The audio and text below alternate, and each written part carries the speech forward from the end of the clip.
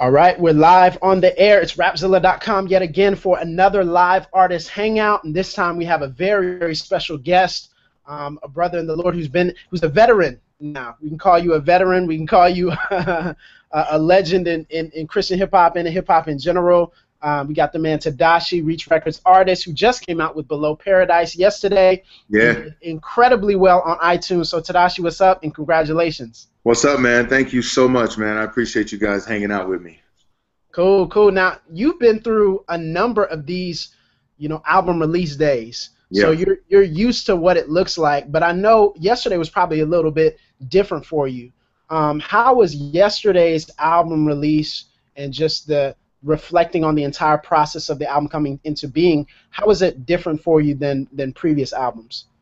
Yeah, no, that's good. There was definitely a sense of uncertainty just because of the longevity, the time, the lapse between projects. Blacklight was 3 years ago to the month, and man, it was just a lot of concern about what people would expect or desire, and so there's always that wrestle of what I'm burdened to do, whether by being a believer or an artist or just a person who's been affected by everything happening in my life as a person, and then trying to be mindful of what people desire and what may be a need holistically within society. So just trying to be mindful of all that.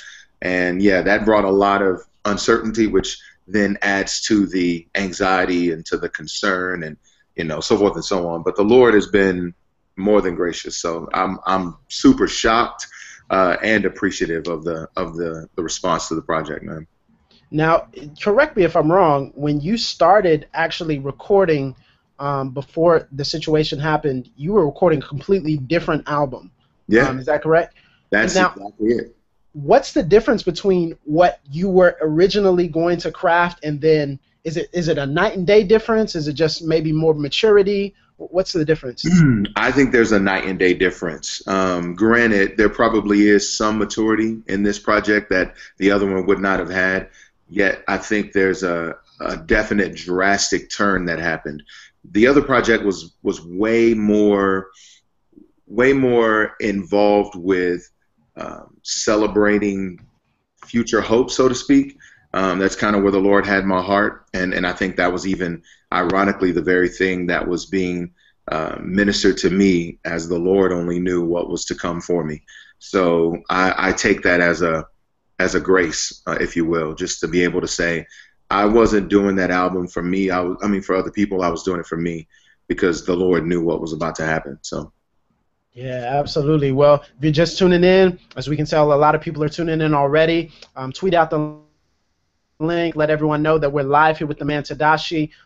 Get your questions in, and also if you go to the Rapzilla Facebook page and Twitter, leave your Gmail. We're going to grab a couple of people, invite you on right here live to ask Tedashii one question, not two, just one question, and he'll answer it. You know how some people, man, they ask like you're the sergeant at arms in this joint. One question, that's it. So Below Paradise is the title of the album. Now, obviously, a year ago you dealt with something that none of us could even imagine, just a tragic circumstance, and that's been well documented. Now, when you say Below Paradise, is the entire album and all the songs, is it about that situation, or is it about the Christian life in general below the world to come? It's good. It's a great distinction.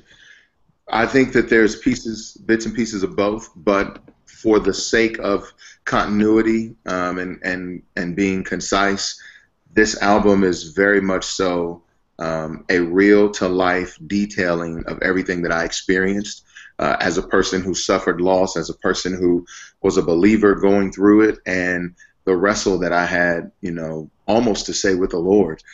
So that each song speaks to a different time frame in that walk, in that journey. And everything to me that I could possibly put on that album was real to life. I did keep in mind and consider the youthful ears that would listen, both naturally and spiritually. But I did want to also be as honest and open as possible with everything that I dealt with, because one, it was very therapeutic for me, but it would also be, I think, very encouraging for other people as well. So definitely dealing with everything that's happening below paradise. If heaven is indeed paradise, where there is no more pain, there's no more death, there's no more suffering, and we get to enjoy the Lord forever, then this place falls very short of that. And this album chronicles that and details that, looking at the life of a believer who probably is experiencing something very similar to a lot of different people. Yeah. You said this life falls so far below. Yeah. I think that's a powerful way to put it. And keeping that in mind, when this hit, and now you making music, I mean, was there a period of time where you were just considering, I don't even want to make music anymore? Or was there a period of time where you're saying, I don't even get enjoyment out of going in and rapping or going to shows or going to concerts? Was there that lull and period of time where you really just didn't even want to do that anymore? Not necessarily. There was more of a moment, like, to make it more holistic. There was just a moment of, I don't want to do anything. I don't want to leave my house. I don't want to leave my family. I don't want to be without them. I dare not leave my wife's side. I want to make sure that I am present, but also I need their presence. And one of the furthest things from my mind was traveling, was doing music, but that's one or two in a long list of different things that I did not want to do. And there wasn't necessarily a love loss or a lack of desire, because music was definitely one of the tools God used in comforting us and bringing a sense of peace for a moment. But overall, there was just this desire to stay away from everything. Yeah. What, and this is really simplistic, but what kept you?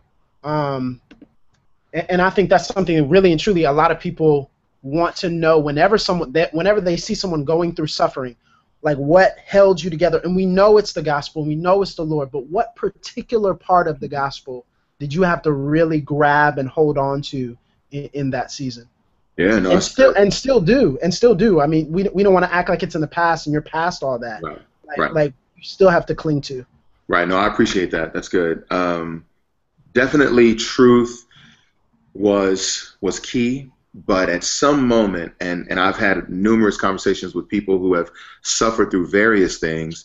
A really close friend of the family now, their mother got diagnosed with breast cancer today. And at some moment, you know that they're believers, and you know that we know what truth says. But sometimes doctrine can seem cold. It doesn't really seem like it fully fits within the world that you're currently having to walk in. But what does fit is when you know there's a God who, like Titus 1 says, does not lie, or when there's a God in 2 Corinthians 4 that says he's the God of all comfort. And you begin to realize, in my salvation, that's one of the things that God ensured by way of the Holy Spirit, that I would be comforted and I wouldn't walk alone. And he's not a liar. He won't lie. So he has to be with me.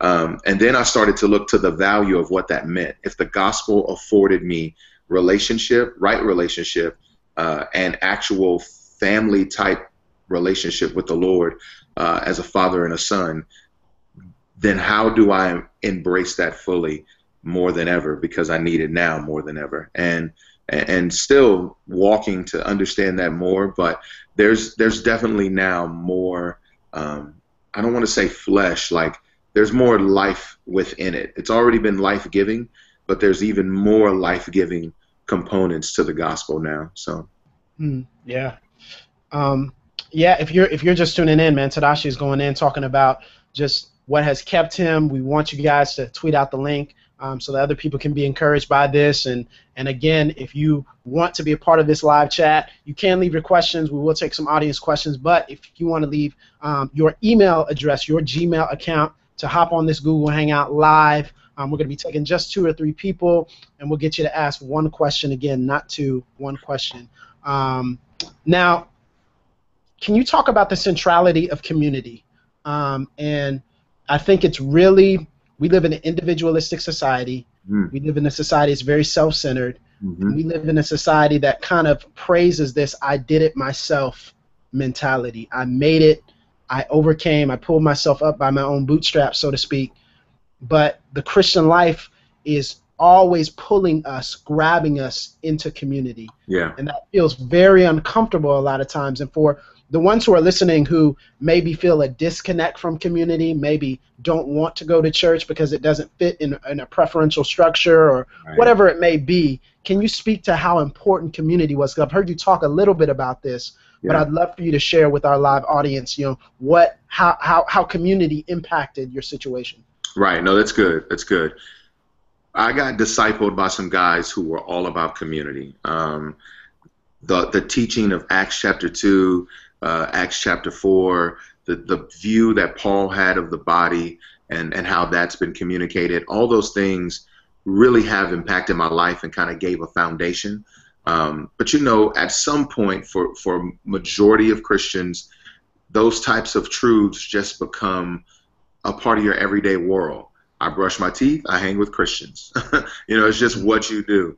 But seldom do you, like Acts chapter 2 says, gather and center around the apostles' teaching and walk having all things in common. And this tragic thing that happened for me and my family, it brought us as a community together in a way that we had to center around God's word, and we had to walk in common in prayer and in hope, and fight for a common strength. Because at the end of the day, it was me and my wife and my family that suffered loss. But because of how great our church home has been, it really is us. We as a body suffered loss. And so people begin to walk with us in ways that we had not experienced before, partly because of the circumstances, but also because at some moment, community can feel routine for people. It's just what you do. And unfortunately, that robs us of so much deeper enjoyment of what God has promised. And it really does leave you at a loss on how to walk in it when something like this happens and you have to fight to walk with other people fully, man. Because there's a definite wrestle in majority. I know I'm one of them. Who would rather be alone. I'm cool being secluded. I'm okay with you not asking questions, because if you say something foolish, I'll get offended, or if you say something off the wall, I'm prone to be upset with you. And man, the Lord really gave us a great group of people who loved us and cried when we cried, prayed when we prayed, sang when we sang. They smiled when we smiled, and they didn't have the weird, I got to walk on eggshells around you, because we had already lived life together. We were fighting for this. Mm-hmm. So man, that's a great question. It was really a huge component of the healing the Lord's been doing in our lives. Yeah, that's really encouraging. I think that was something I was curious about, even if we didn't talk about it here, but just, whenever you're going through something, how people kind of gingerly kind of dance around the issue, because they really don't know what to say and what to do, and they don't know you well enough to kind of get into it. Right. So I'm glad you were able to say that. Now let's get to the album here, and we're probably gonna cover everything here in once. But with the album, you started creatively tweaking your music on Blacklight. Like, we saw some very creative tracks. We saw a little bit different concepts from you sonically. But this is a whole different level. This is a whole different ball game here. Just especially with how it started and the shifts and the changes. And can you talk about the process of crafting a new sound? Yeah. Because the content is something in and of itself, but the sound to match the heaviness of the content. Yeah. Can you talk about, was there any difficulty in that? Was there maybe some points where you're like, I don't know if this is gonna work, but it ended up on the album? Right. Right. Yeah. Just talk to us about that. Looks like you've been in that world before. So, man, there's definitely a wrestle, because Blacklight it's very astute. Blacklight was a desire for me to showcase other avenues and other ideas that I am as an artist, and I love one of my favorite lines that I use when I'm in the studio is variety of sound. I want a variety of sound in my projects, and sometimes even within one song.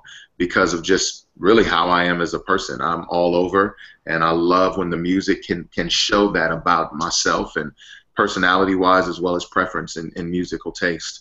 So this album was a definite aim in doing the same thing. But honestly, man, after everything happened with us, I just kind of had this freedom and this boldness to say I'm going to be all of what I need to be versus what I'm expected to be. And I think that's what brought about a freedom in the sound that honestly a lot of people were shocked by. And in some songs, including myself, I honestly heard it and was like, wait a minute. Like the first track on the album, Below Paradise, is really my intro to the world to say, listen to this, and everything that happens in this song expect on the album. I mean, there's key changes, and there's, you know, rhythm changes and melody changes, and everything that happens really to kind of paint a picture for people. And that when I did it, I was kind of nervous. I was like, I don't know if people will go there, but I love it. It's good music, and it's definitely fitting what I'm trying to do in a shift, if you will. And I think God just graced it, man. Yeah, I'm so glad that you said the first track, because putting it in and listening to it, it's like, oh, okay. So this is what we're doing. Okay, and so even going into the next song, now let's deal with a thematic thing here. Let's deal with content. You used a phrase, and it's sung on the hook repeatedly on Perfect. You don't know what I've been through. Yeah. Now, for those of us who grew up in a traditional black context, come on, somebody. That is used all the time. Yes. Right? Yes. You don't know what I've been through. You don't know my testimony. You don't know my story. Yeah. But the way that you handled it wasn't comedic at all. It wasn't a parody. It wasn't critiquing it, but rather it was saying, no, you really don't. Can you explain Perfect and how Perfect actually fits in with the proper theological context, and also your experiences with having people come in and say, you're not looking much like a Christian right now. You're having grief, or you're having these raw emotions. Yeah. Can you talk about that for us? Yeah, that's good. That's so good. I definitely felt, I was like, man, there's gonna be some cats from the black church world who hear this, and they will love it, but they will also go, wait a minute. Like I could hear a dude going like, hold up, Doc. Like, oh, come on, Doc. That ain't what it means, Doc. That's not what that is. So I was waiting on it. Perfect, bruh. I cannot tell you the amount of conversations I had with people that began with the assumption that everything was all right because I was a Christian. And if I presented it in a way where I wasn't all right, then I was expected to put on a front so other people would not be as dismayed in their faith. And I was more burdened because I thought, well, if I do put up this front, I think my deception is really more harmful in this moment than my reality for them.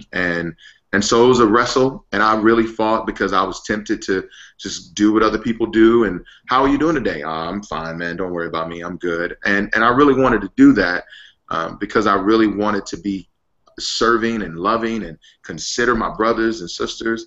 But at some moment, I just said, man, I have to be genuine, and this is what came out of that genuineness. I've probably read Job, the book of Job, I don't know, maybe 60 times over the last 6 months. And at the beginning of the book, when Job first gets the news about losing everything, livestock, property, actual children, Job runs outside and just begins to rip his clothes and screams and cries. And it was a freedom for me in seeing that, because that let me know that we aren't just called to be passive and non-emotive. We see emotion happening in the most upright guy of his time. And he was able to share his heart and emotion with the Lord, and God was never offended by that action. God was offended when Job became self-righteous, not when he grieved. And so when you look at Song of Solomon, or you look at, the most popular one of Lazarus and Jesus weeping, we recognize that there's a right for us to have emotion and to be able to express it. I think it's actually a disservice to us, whether you look at it scientifically, medically, or spiritually. It's a disservice when you try to bottle up your emotions and think of everyone but yourself. And so in these moments, I had to consider there's a thin line here, but I had to consider the difference between self-interest and selfishness. So, man. Okay, so I got to ask a follow-up to that. yeah. Now, do you believe that that's symptomatic of the fact that those of us in the culture have not properly learned how to lament? Like, we haven't really learned how to properly suffer. Yeah. And part of that is, I guess, because within the Western context, we have lives of comfort. We have lives of ease. And then on a second note, do you think that that also is a product of the fact that we always have been taught to put on a facade of hyper-spirituality or theological just superiority, whatever it may be? Are those also elements within that? The man, we gotta always appear to have it together, because anything less is unfaithful, and also, man, we just don't know how to suffer because we don't normally. Yeah, those are good questions. For the Christian, I believe we live in two realities. If you look at Ephesians, it says that we are seated in heavenly places with Christ. Christ is in heaven next to the Father, and so there's a reality where the true us is in heaven seated next to the Father, and that truth, along with the very standard of holiness God demands of us, really does kind of bring expectation for us as a believer, how we should live, speak, think, walk, and do, how we should live. And so that reality to me is one that is a hard wrestle, because it starts to get muddy when the reality here on earth is very different than the reality that's supposedly happening for you spiritually. And I think that's where the confusion came for a lot of people I spoke with, because they were expected to uphold this standard that only in Jesus would they be able to uphold. And in the moments where they felt weak, they were ashamed to admit that they were weak. And now you take that one side of it, and then the other side of it in reality is, whether you're seated in heaven or you're here on earth, you are okay to grieve and be true to where you are in the moment. And honestly, God is, and this is the one thing that I've learned with lamenting, God is big enough, strong enough, and indeed God enough to handle your lament. He is able to not only get you out of it, but be with you in it. And so that was something that brought a comfort to me, to know that you're actually with me in this moment, and you're not angry with me, and you're not disappointed in me, but you grieve with me. You know what it's like to suffer loss, and you can understand firsthand what it feels like to lose a son. And so in that reality, I know you're sitting with me in this. And so, yeah, bro, I do feel like there's some issues here with people in general just dealing with emotion. How do we do that? Especially when in a country where girls are taught to be overly emotional by, general standards, and guys are taught to be under emotional and hide everything. And so there's a definite confusion there that I think we would find freedom in if we just knew the gospel.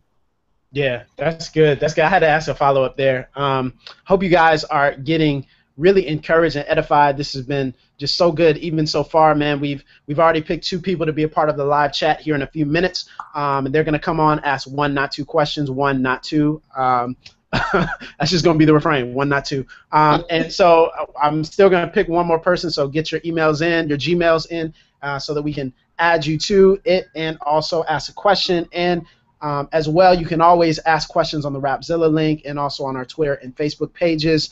Okay, so let's deal with the fact that, man, you have some incredible features.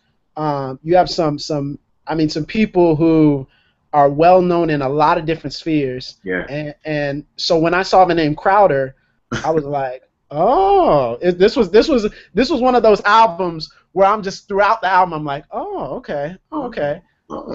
So he recently came out with an album, Yeah. and the song Angels and Demons. Yeah.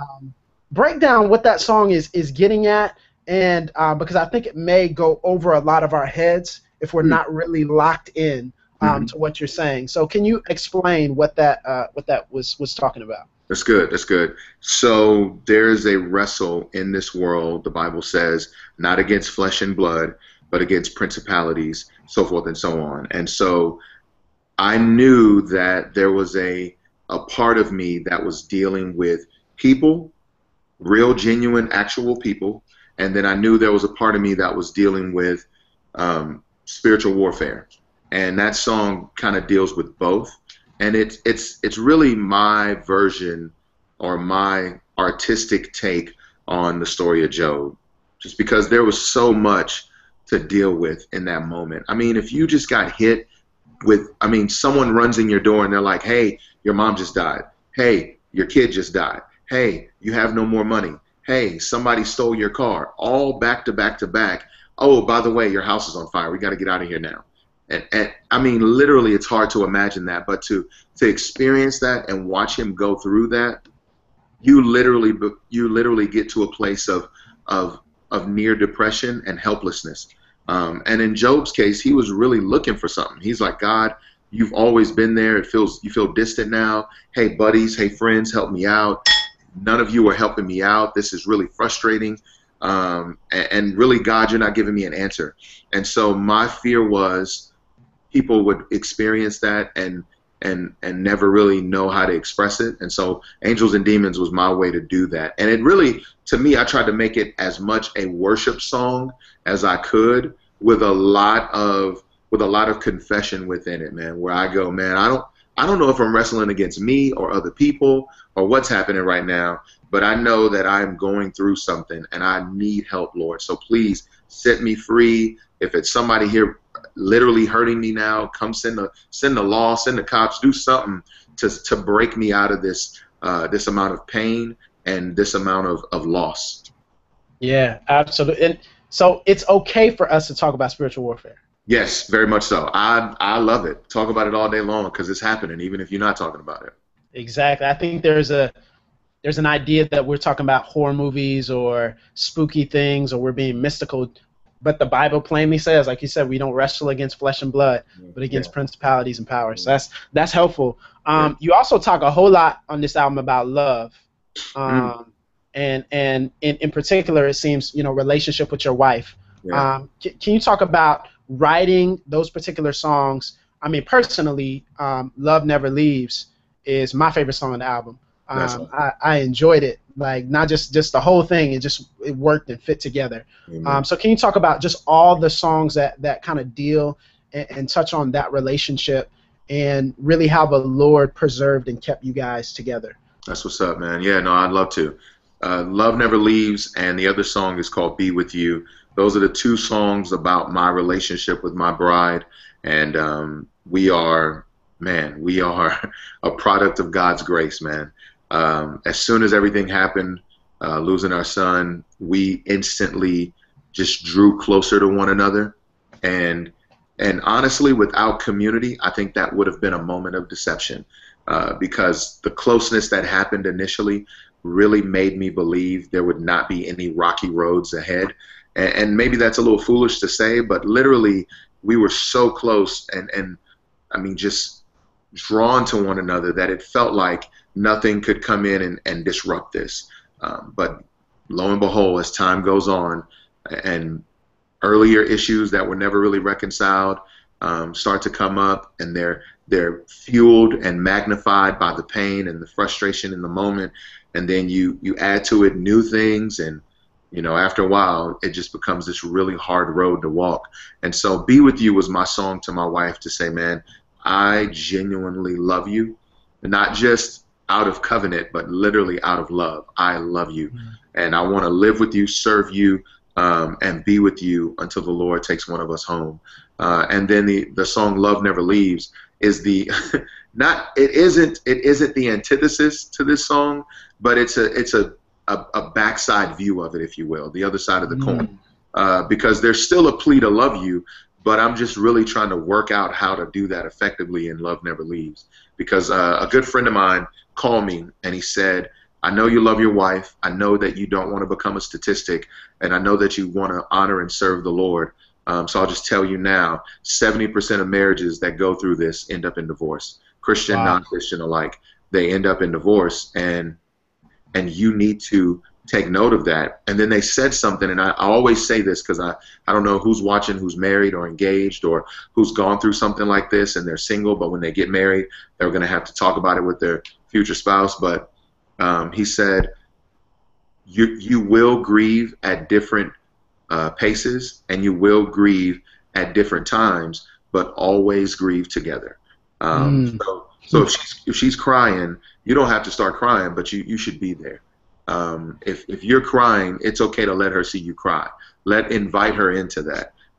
And so, man, we fought to do that, to grieve together. And then we entered counseling, and he said the same thing. We didn't even realize he was gonna say that. And then we've met numerous couples who've experienced similar losses with children, and they all said the same thing. So we were like, okay, that God knew to have people tell us this, because the initial joy, but probably deception of closeness was going to get hit with some rocky times. So Yeah, man, thank you so much for being willing to share that with us. Yeah, That is, I think that's something that people, whether we're married or not, whether we're in this situation or not, we need to hear that. So thank you. yeah, Man, this is dope, man. This is really cool. Okay, so we got about 10 more minutes, and we're gonna have some people hop on here All right. in just a couple of minutes. But man, you guys burned a car. You so guys burned a car. You guys burned a car. What's going on there, man? I saw the video. You had Alex Medina extinguishing the fire on top of the car, man. What was that like, and what was the symbolism with the design team over at Reach Records? Right. So I get to the spot, and they say, "Yo, this is what we're about to do. We're gonna go out here to this desert." And I go, "Okay, well we're close to it." So I figured we were going in the desert. And then we get out there, and they go, "You see that car?" I was like, "Yes." We're about to flip that and then set it on fire. And they didn't even tell you. They didn't even tell you what was going on. I knew what the plan was with a car on fire, but I it's 2014. I think there's green screen, there's effects. Somebody's gonna Photoshop something in here. Right. But there was, I guess in reality, there's nothing like the real thing. And so they said, "Look, we're gonna set this car on fire, and you're gonna sit in front of it." And I was like, a part of me for a split second was like, I am. But all of the excitement rose in me. I'm an adventurous, so I was like, yes, I'm gonna do it. Let's go. So I got hyped up, and I got hyped up, and I went over to the car and sat down, and they set it on fire while I was in front of it. And so it was literally snap photo, get up, wave the smoke away, breathe, drink some water, sit down, snap photo. It was intense, but it was fun, and they were safe. They were totally safe. But at the end of the day, it got out of hand at the end when no one was around the car. It's an old car, and the seats were made of vinyl, and the joint started burning, and the car. Then it hit the tires, and when when the tires catch on fire, it's over. And so there was smoke probably 5 or 6 miles in the air, high, and people. When the fire engine showed up and the guys got off the truck, they said, "Yo, man, we've gotten probably 90 911 calls because everyone knows there's nothing over here. So if something's on fire, it's got to be serious." So, man, so it just got out of hand, man. It was crazy. That's wild. Woo. Yeah. So I saw it at the end. So I was wondering, if people had kind of been calling or somebody had reported it, but obviously that's the case. People reported it. We called them. It was necessary, but it was fun, man. It was a lot of fun to do it, and I think the people are getting it. But the concept for me was the imagery of. I always said I wanted to do a movie poster for a cover, and to me that was the closest thing I could do to a movie poster, where it kind of conveyed everything for you, right there, and as you stared at it. And really, for me, it was just, there's nothing here. I'm in a desolate place, and there's nothing here. And the one thing that I had is not working. As a matter of fact, it's on fire. I'm going to lose it. It'll never work again. And just to communicate the significance of loss and being below, being subpar to everything else that's happening around me, and just to give you that idea and that imagery of being alone. So, yeah, that's good. That's a very vivid picture of it too. That's very vivid. All right, so if you've been given the link, if you've been invited on, we want to get you on, so people can start hopping on here, and we'll take a couple of your questions. In the meantime, we're gonna take some fan questions as well, and then we'll take the three of you guys who hop on, if you're brave enough to hop on and ask one, not two questions, one, not two. Yeah. Okay. So we got our first brother here. Man, you are gonna have to tell me how to pronounce your name. Part of everything that's happening. So what's your name? My name is Slav Romanov. Slav Romanov. Now, Slav, where you calling from, man? San Francisco Bay Area. That's what's up. Nice, man. Cool, man. Cool. Well, welcome. Thank you for putting out your email, man. Yeah. And what's your question for Tedashii? My question is, when you went through this hard time, losing your son and taking a break from music a little bit, how did people, the artists in Reach Records, react to this happening, in your life? How did people mentor you, help you through this time? I just want to know, what was their reaction to all of this? Man, Slav, that's a great question, brother. So everybody for me at Reach is like family. There's no one there that's not like family. And so I was standing outside my house. I can remember the clouds rolling in. There was a thunderstorm that was about to come in. And so it was getting dark, and so I was trying to do everything quickly because the inside of the house was kind of chaotic that day. And so I'm outside on the phone, and I called every artist, and only a couple was able to pick up at the time, and I was able to tell them what happened. And I share that because after they heard, immediately all of them started canceling stuff to come down.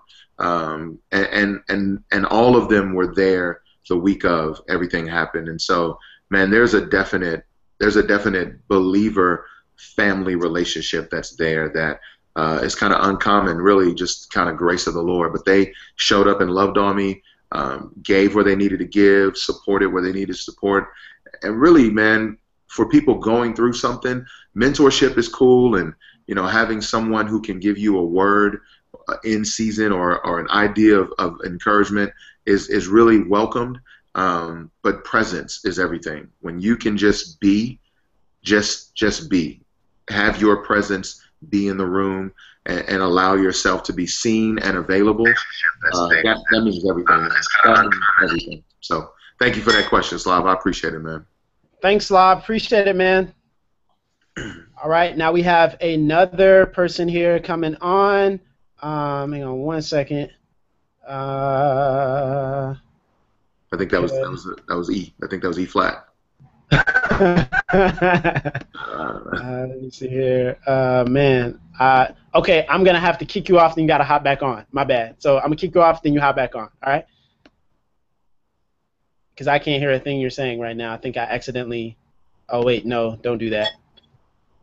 Okay. All right. Okay, so sorry, brother. Come back. Oh, Gardit, whatever it was. M.O. Yeah, come back, man. Somebody asked, what's your favorite song from the record? Ooh, it's a good one. Well, honestly, in this moment, because it's changing, I mean, I've been sitting with it for a while now. Oh, my God, you've got to let her join. But anyway, I've been sitting with it for a while now. But Love Never Leaves is my favorite right now, man. I have to agree with you. Come on. Great minds, man. That great minds thing is so real, man. It's so real. Yeah, Love Never Leaves, man. It is a definite, beautiful sounding song to me. Just artistically, it's beautiful to me. And then also just what's being discussed is amazing. So, man, I love it. Okay, we got another guest here.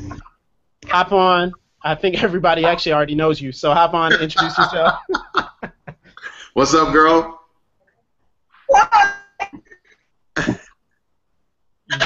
just went robotic on us. Hi. Okay. Sorry. I'm really excited. That's not working. I'm really excited. I know. I gotta confirm. What See, question we is okay. what? Go ahead. Go ahead. This is. Ah, man, I think your connection is kicking out on us. Your connection is kicking out on us. We can't understand you. I can't get a word in. I don't know what's happening. Okay, Okay, try again. Try again, Melanie.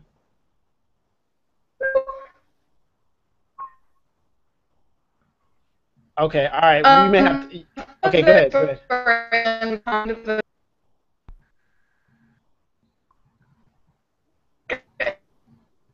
Okay, all right. So I think you got kicked. The song Magic. Magic. She said something about magic. Yeah, I think it's what's the inspiration behind The song Magic. Okay, yeah, go ahead. Okay. All right, perfect. All right, dope. Yes. Thank you, sis. Great question. Magic was a track that was kind of one of the first ones I did because earlier on in the album making process, part of me wanted to discuss the different ways that people suffer and insecurities and also bullying are some of those ways. There are people who get picked on for what they wear, how they look, and honestly, if we're fair as young people, like we don't get to pick. Most of the time, we don't get to pick that. Like mom or dad picks that, and so you're just kind of at the whim of people's disposal, man. And I just didn't want to leave that unnoticed, and so Magic to me is a song that could discuss that. But in reality, if you go back and listen to it, if you haven't listened to it, please do. Magic is actually a song about both verses are about me. Most people, when they heard it, they thought it was about a young lady or they thought it was about some kid somewhere. But these are both about me and my life and just what I've struggled with. And so, but I knew people could relate to it. Dope. Thanks, Melanie. #1 Lecrae fan. Thank you. Yeah.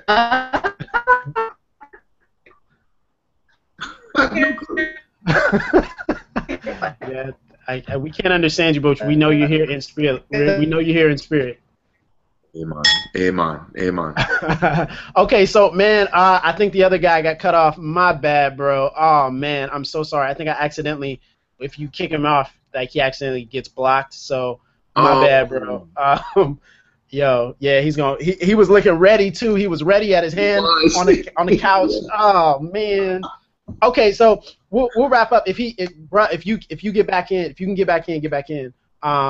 But okay, just one or two more questions here because I know you got to get going here. No, that's fine. Go ahead. You good? So, man, when I saw you at Legacy last year, and you ministered there, I was struck by how you have this uncanny way of putting life in perspective. Like God has graced you in that way.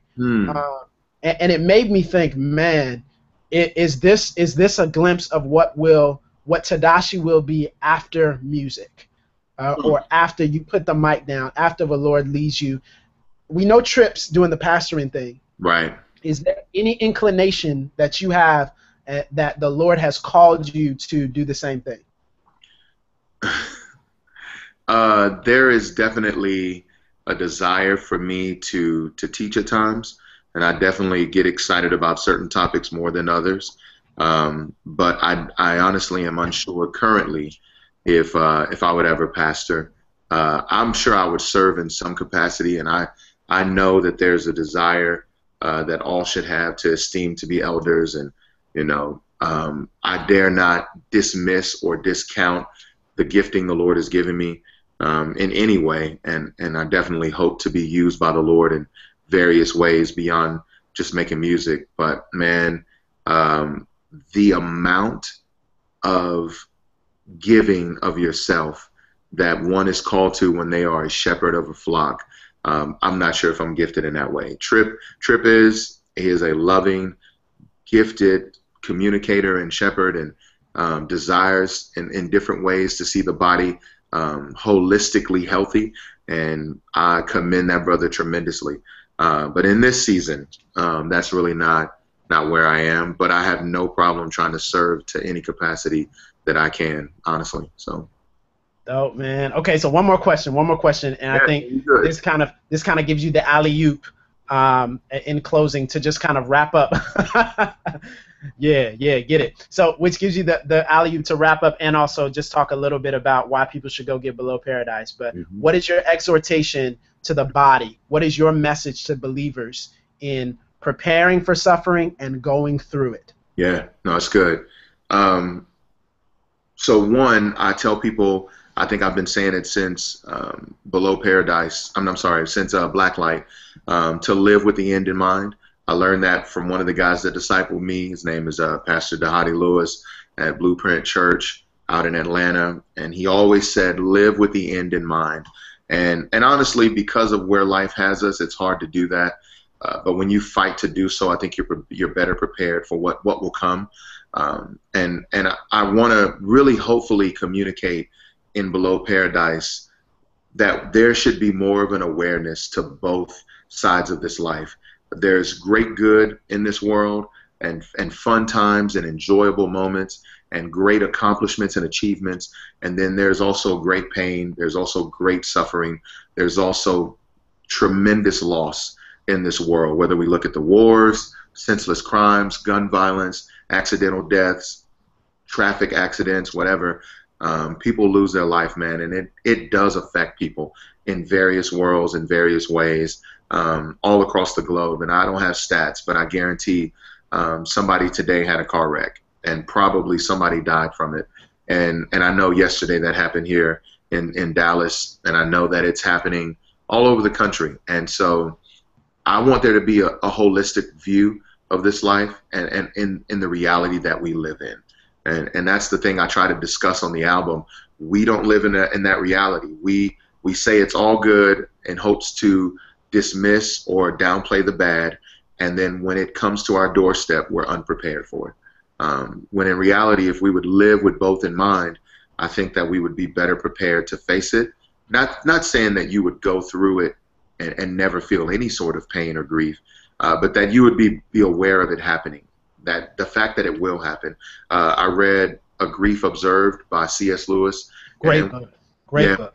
One of the things that he communicated that I had never really considered, honestly, was the fact that one or the other will go through this. A husband will lose a wife, or a wife will lose a husband. And you don't think about that in the moment, because initially there's wedding and honeymoon, and then there's first 3 years of whatever, and then, oh, we have 2.5 kids, and we raise them, and we send them to school, and oh, there's college tuition and retirement and loans and savings and all these different things. And then you get to the end and you go, I wasn't ready for this. I was not prepared for this. And that was one thing he said, that he realized he was not prepared for it. And he was a brother who was aware of his wife's sickness. He knew this day would come, but he lived in a way that he ignored it and imagined that it wouldn't be there. And it just kind of hit him harder than he thought it would if he was more mindful of it. And so I want to bring awareness to that, man, that we as believers live in a harsh world, but with a loving God. How do we reconcile that? How do we reconcile those truths? God is love, and he is very loving. But we live in a very harsh world that at any moment can rain on the just and the unjust alike. And you go, man, look at so-and-so across the street. The tornado didn't hit their house, but mine's gone. What do I do with this? And so, yeah, bro, I want people to grasp that type of understanding and live with that sort of awareness, man, fully. Yeah. Man, Tedashii, thank you so much for joining us. This has been awesome, power-packed, edifying, and really, really encouraging. Where can people get Below Paradise? Below Paradise is indeed everywhere, man. They can go to iTunes. They can go to merchline.com/reach. They can go to Amazon, Google Play. They can go to Walmart. It's in every Walmart. And so if you're in an area near you, go down to Walmart and see if it's on the shelf. Cop it. If it's not on the shelf, tell somebody they need to have it on there, because we guaranteed it would be. So they need to have it in there. You know what I'm saying? But Yeah, man, you can get it anywhere. They got Mardell, Family Christian, Lifeway bookstores. All of them are carrying it as well. So there's somewhere near you with the album, man. Because I know a lot of people are like, I don't have a credit card. What do I do? I can't do iTunes. Or, you know, my mom won't let me get on the laptop. What do I do? Which I can totally get and understand. You know, and plus, you know, I get this too. It's only Wednesday. I gotta, you know, shout out to my people that get paid on Friday. You know what I'm saying? They gotta wait. They gotta wait, man. And so if they're waiting around for it, man, you can always, you know, after you get paid, go down to Walmart and let them know you want it. So. Cool. Tedashii, thank you so much. I speak for everybody. For all the comments that I've seen, this has been encouraging, edifying, Amen. and so you've walked through this really well in view of all of us. So thank you. That's encouraging to us. And until next time, congratulations again on Below Paradise. We're going to support you. I appreciate it, bro. God bless you, man. All right, everybody, thank you for tuning in. We'll see y'all next time. Peace.